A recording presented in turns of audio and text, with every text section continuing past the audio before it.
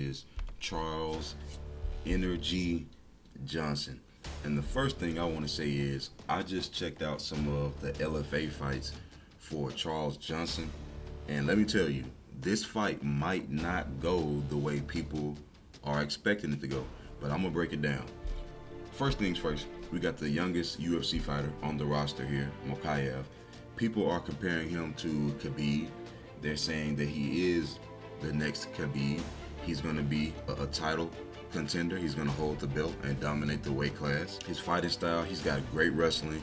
He's got good stand-up, fast punches. He's got power. Now, don't be deceived by the 7-0 record, because he's got over 20 amateur fights.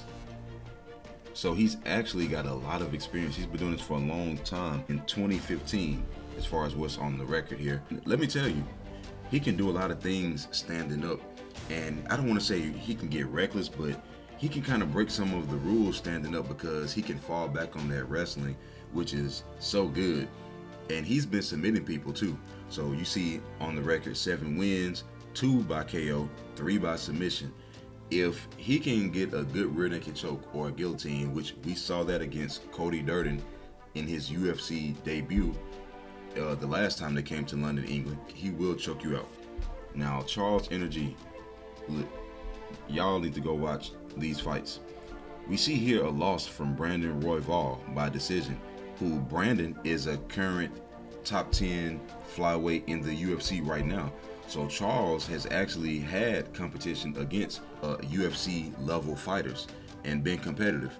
Now, the thing is, I haven't seen too much grappling from him in a lot of his fights, but that's more so because he can keep the fight standing up. This dude is fast. He reminds me of a combination of, don't laugh at this, but Bobby Green and Sugar Sean O'Malley. It sounds crazy, but if you go watch his fights, that's exactly what you're going to pick up on. He's a long, rangy fighter. He's fast. He likes to fight with the hands down, but he slips a lot of punches, and he counters with the left hand, the right hand, a lot of leg kicks, front kicks, body kicks, head kicks. So, and he sets things up like he can snipe you, you know, from a distance. He can fight up close with the clinch, the elbows. He does like to go for the finish. You see 11 wins, 8 of which he's finished. Only 2 losses. Again, one of those losses from a guy who is UFC caliber. So all I want to tell y'all is, do not sleep on this fight. The biggest thing I will say is I haven't seen a lot of wrestling, so who knows, Mokaev might be able to exploit that area of his game. I don't know if he will be able to. His wrestling seems to be pretty good as far as the defensive wrestling.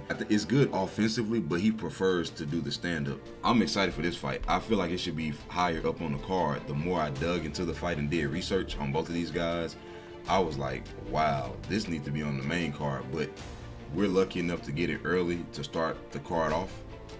Well, one of the earlier fights, but y'all, I'm expecting fireworks.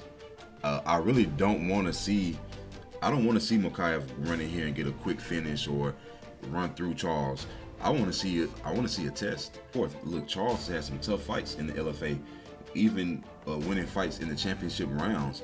So he's got that cardio, and he's tough. He can bring it in. Mokaev, obviously, we don't even need to talk too much about him because we know what he brings to the table. So, hey, I'm looking forward to this. Y'all let me know what y'all think in the comments. Don't forget to like and subscribe.